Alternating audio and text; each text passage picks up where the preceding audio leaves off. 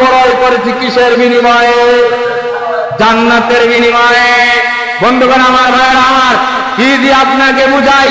সম্পদ দিয়েছেন আল্লাহ, শরীর দিয়েছেন আল্লাহ।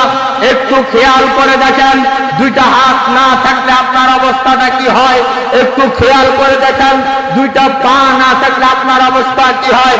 সেই আল্লাহ আপনাকে বলছেন, সেই আল্লাহ আপনাকে ডাক দিয়ে বলছেন, ইন্নাল্লাহ আশতারা মিনাল মুমিনিনা আনফুসাহুম ওয়া আমওয়ালাহুম বিআন্না লাহুমুল জান্নাহ।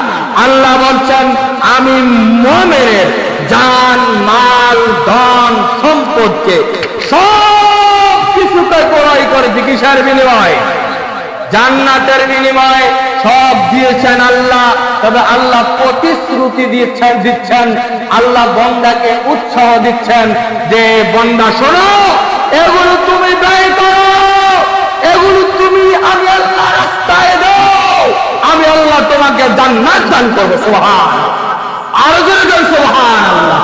সম্মানিত হাজিরিনে কেরাম, কি দিয়ে আমি আপনাকে বুঝাই? আল্লাহর পয়গম্বর বলছেন, আপনাকে আল্লাহ যা যা দিয়েছেন প্রত্যেকটা জিনিসের হিসাব আল্লাহ কিয়ামতের দিন আপনার থেকে নিবেই। আপনি পার পাবেন।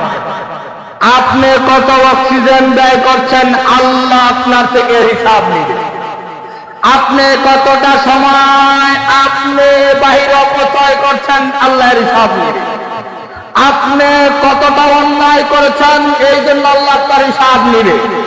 আল্লাহ রাসূল সাল্লাল্লাহু আলাইহি সাল্লাম বলেন, আদম সন্তান 5টি প্রশ্নের জবাব দেওয়া ব্যতীত আল্লাহর সামনে থেকে এক কদম